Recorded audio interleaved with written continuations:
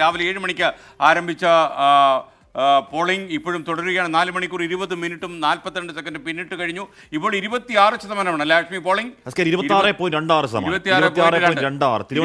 വിജയകുമാർ 11-15 വരെയുള്ള കണക്കാണ്. നമ്മൾ 11-5 വരെയുള്ള കണക്ക് നേരത്തെ കണ്ടിരുന്നു.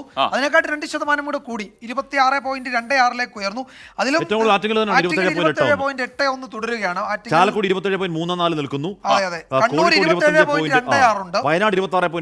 അപ്പോഴും വടകര തന്നെയാണ് ഇപ്പോഴും കുറവ് നിൽക്കുന്ന 25.08. എന്തുകൊണ്ടാണ് വടകരയിലെ ആ കുറവ് എന്ന് മാത്രമാണ്. എറണാകുളത്ത് 25.9. കാര്യം ചെയ്യാം വിജയകുമാർ, നമുക്ക് വിവിധ മണ്ഡലങ്ങളിലെ വോട്ടിംഗ് പെർസെൻറ്റേജ് വന്നിട്ടുണ്ട്. നമുക്ക് അതിലേക്കൊന്ന് കടന്നു ചെല്ലാമെന്ന് എനിക്ക് തോന്നുന്നു. കാര്യം ആ പെർസെൻറ്റേജ് നമുക്ക് ഈ വാട്സപ്പ് ഗ്രൂപ്പിൽ ഒന്ന് കാണിക്കാവുന്നതേ ഉള്ളൂ.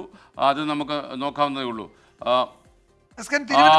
ലോക്സഭാ തെരഞ്ഞെടുപ്പിൽ ഈ സംസ്ഥാനത്ത് പൊതുവെ 26.26%.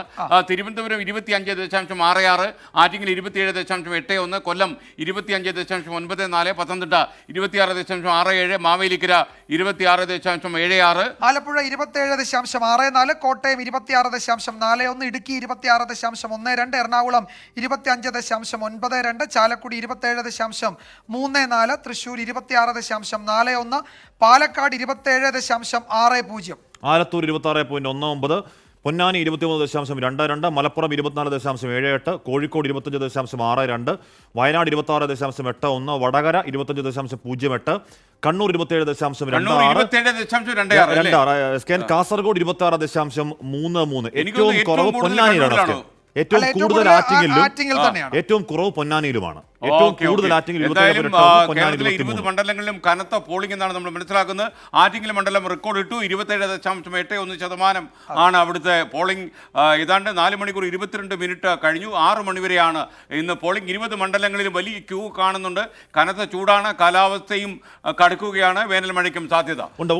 നമുക്ക് എങ്ങോട്ടാ വിജയകുമാർ ചേരുന്നുണ്ട്? ഷഫീദ്, എന്താണ് തിരുവനന്തപുരത്തെ പുതിയ വിവരങ്ങൾ? തിരുവനന്തപുരത്ത് സാമാന്യ ഭേദപ്പെട്ട പോളിംഗ് ഉണ്ട് എന്നാണ് കണക്കുകൾ വ്യക്തമാക്കുന്നത്. ബൂത്തുകളിലൊക്കെ വോട്ടർമാരുടെ നീണ്ട നിരയാണല്ലോ ഇപ്പോഴും, അല്ലേ? അവിടെ ഏതോ ബൂത്തുകളിലൊക്കെ വോട്ട് സാവധാനമാവുന്ന പരാതിയൊക്കെ ഉണ്ടല്ലോ ഷഫീദ്, എന്താ സംഭവിക്കുന്നത്? ഉറപ്പായിട്ടും കാരണം കഴിഞ്ഞ തവണത്തെ നമ്മൾ താരതമ്യം ചെയ്ത് നോക്കുമ്പോൾ ഇപ്പോൾ തിരുവനന്തപുരത്ത് ഉണ്ടായിരിക്കുന്നത് 11:15 തിരുവനന്തപുരത്ത് വന്നിരിക്കുന്നത് 25.66 പോളിംഗ്. അതൊരു കാര്യമായ പോളിംഗായി നമുക്ക് വിലയിരുത്താൻ കഴിയും. മാത്രവുമല്ല, രാഷ്ട്രീയ ഗതിവിഗതികൾ സ്വാഭാവികമായും അത് ഏത് രീതിയിലേക്ക് പോകുന്നു എന്ന് നമുക്ക് ഒരു തരത്തിലും പറയാൻ കഴിയാത്ത പോളിംഗ് കൂടിയായി മാറുന്നു എന്നുള്ളതും ഏറ്റവും ശ്രദ്ധേയമായിട്ടുള്ള കാര്യം. ഞാൻ ഇപ്പോൾ നിൽക്കുന്നത് PMGയിലെ സ്കൂളിലാണ്. PMGയിലെ സ്കൂളിൽ ഇപ്പോഴത്തെ നമുക്ക് നീണ്ട നിര നമുക്ക് മനസ്സിലാക്കാൻ കഴിയും. വോട്ടർമാരുടെ നീണ്ട നിര അവിടെയുമുണ്ട്. കാര്യമായി ഈ പ്രായമായ ആളുകളടക്കം ഇപ്പോൾ ഈ പോളിംഗ് സ്റ്റേഷനിലേക്ക് എത്തുന്നുള്ളത് ഏറ്റവും ശ്രദ്ധേയമായിട്ടുള്ള കാര്യം. സംസ്ഥാനത്തെ 26.26 എന്ന പോളിംഗ് അത് തിരുവനന്തപുരത്തും മറ്റ് മണ്ഡലങ്ങളിലെ പോലെ തിരുവനന്തപുരത്തും നമുക്ക് കാണാൻ കഴിയുമെന്നുള്ളത് ഏറ്റവും പ്രധാനപ്പെട്ട കാര്യം. ചൂടേറി വരുന്നുണ്ട്. ചൂട് ഉച്ചയോട് അടുക്കുമ്പോൾ സ്വാഭാവികമായും ചൂട് കൂടും. ഈ നിലവിലത്തെ ഒരു സാഹചര്യം വെച്ചുകൊണ്ട് രാവിലെ തന്നെ ഈ വോട്ടർമാർ പരമാവധി പോളിംഗ് ബൂത്തിലേക്ക് തങ്ങളുടെ സമ്മതിദാനാവകാശം നിർവഹിക്കുക, അല്ലെങ്കിൽ അത് വിനിയോഗിക്കുക എന്ന രീതിയിലേക്ക് ഒരു ചിന്ത വോട്ടർമാർക്കിടയിൽ ഉണ്ടായി എന്നുള്ള കാര്യത്തിൽ ഒരു തർക്കവുമില്ല. അത് നമുക്ക് തിരുവനന്തപുരത്ത് കാണാൻ സാധിക്കും. കാരണം നഗര ഗ്രാമീണ മലയോര തീരദേശ മേഖലയിൽ തിരുവനന്തപുരത്ത് കാര്യമായ പോളിംഗ് അത് രാവിലെ 7 മണി മുതൽ ഏതാണ്ട് ഇപ്പോൾ ഒരു 10, 10:30, 11 മണി സമയം വരെ നടന്നിട്ടുണ്ടെന്നുള്ള കാര്യം ഉറപ്പാണ്. ഇനി 12 മണി മുതൽ 3 മണി വരെ എന്തായിരിക്കും ആ പാറ്റേൺ എന്നത് ഏറ്റവും പ്രധാനപ്പെട്ട കാര്യം. മണ്ഡലം തിരിച്ചു പറയുകയാണെങ്കിൽ കഴക്കൂട്ടവും വട്ടിയൂർക്കാവും തിരുവനന്തപുരവും നേമവും പാറശാലയും കോവളവും നെയ്യാറ്റിൻകരയും അടക്കം തിരുവനന്തപുരം ലോക്സഭാ മണ്ഡലത്തിന് കീഴിലുള്ള നിയമസഭാ മണ്ഡലങ്ങളൊക്കെ കാര്യമായ പോളിംഗ് അതല്ലെങ്കിൽ ഒരു പക്ഷേ മുൻവർഷത്തേക്കാൾ പോളിംഗ് ഈ സമയം വരെ രേഖപ്പെടുത്തിയിട്ടുണ്ട്. അത് ആർക്ക് അനുകൂലമാകും, ആരെ അത് പ്രതികൂലമായി ബാധിക്കുമെന്നടക്കമുള്ള കാര്യങ്ങളിൽ നമുക്കിപ്പോൾ ഒരു വ്യക്തത നമുക്ക് പറയാൻ കഴിയില്ല. ഒരു ഉച്ചയ്ക്ക് ശേഷം തിരുവനന്തപുരത്ത് ഒരു ട്രെൻഡ്, കാരണം നമുക്ക് ഈ ക്രോസ് വോട്ടിംഗ് ആരോപണം തിരുവനന്തപുരം മണ്ഡലത്തിൽ നമ്മൾ പരമാവധി കേൾക്കുന്നതാണ്. ഇന്ന് ശശി തരൂർ മാധ്യമങ്ങളെ കണ്ടപ്പോൾ നമ്മളും ചോദിച്ചൊരു കാര്യം, സാധാരണഗതിയിൽ തിരുവനന്തപുരത്ത് ഒരു ക്രോസ് വോട്ടിംഗ് സംവിധാനമുണ്ട്. അത് ഏതെങ്കിലും തരത്തിൽ NDA സ്ഥാനാർത്ഥി ജയിക്കുമെന്നൊരു ധാരണയിലേക്ക് എത്തിയ ഒരു ക്രോസ് വോട്ടിംഗ് ആരോപണം അത് പല ഘട്ടത്തിൽ തിരുവനന്തപുരത്ത് ഉയർന്നു വന്നതാണ്. ഇക്കുറി അതുണ്ടാകുമോ, അതുണ്ടാകുമെങ്കിൽ എങ്ങനെയെന്നടക്കമുള്ള കാര്യങ്ങൾ രാഷ്ട്രീയമായി ഏറെ ശ്രദ്ധ ആകർഷിക്കുന്ന ഒരു കാര്യമാണ്. പക്ഷേ അതൊന്നും ഇപ്പോൾ വോട്ടർമാർക്കിടയിലില്ല.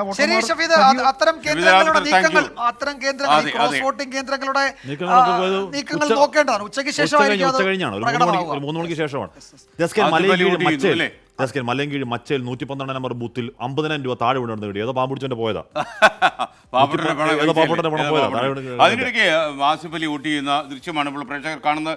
അതിനിടയ്ക്ക് വിജയകുമാർ ബിജോ ജോയി പറയുന്നു സെലിബ്രിറ്റി എന്ന് പറഞ്ഞ് നിങ്ങൾ ടിനി ടോമിനെ കാണിക്കേണ്ടി വരുന്നു 24ന്റെ ഗതികേടാണ് എന്ന് പറയുന്ന ആ അഭിപ്രായം ഞങ്ങൾക്കില്ല. ബിജോ ജോയ് തീർച്ചയായിട്ടും അത് സെലിബ്രിറ്റി തന്നെയാണ്. എത്രയോ സിനിമകളിൽ അദ്ദേഹം വേഷമിട്ടു. ടെലിവിഷൻ സീരീസിലും അതുപോലെ ടെലിവിഷൻ കാഴ്ചകളിലൊക്കെ നിത്യ സാന്നിധ്യമാണ്. ഫ്ലവേഴ്സിന്റെ ഒക്കെ പരിപാടികളിൽ അല്ലേ? ഇതിലൊക്കെ എന്ത് ഗതികേടിന്റെ നമുക്ക് മനസ്സിലായില്ല. ടിനി ടോം എന്ന് പറഞ്ഞാൽ നല്ലൊരു സെലിബ്രിറ്റി തന്നെയാണ്. അത് അല്ലെന്ന് മനസ്സിലാക്കാൻ താങ്കളെ പ്രേരിപ്പിച്ച മാനദണ്ഡങ്ങൾ എന്താണെന്ന് ദയവിധി ഞങ്ങൾക്ക് എഴുതി വെച്ചു തരൂ അല്ലേ?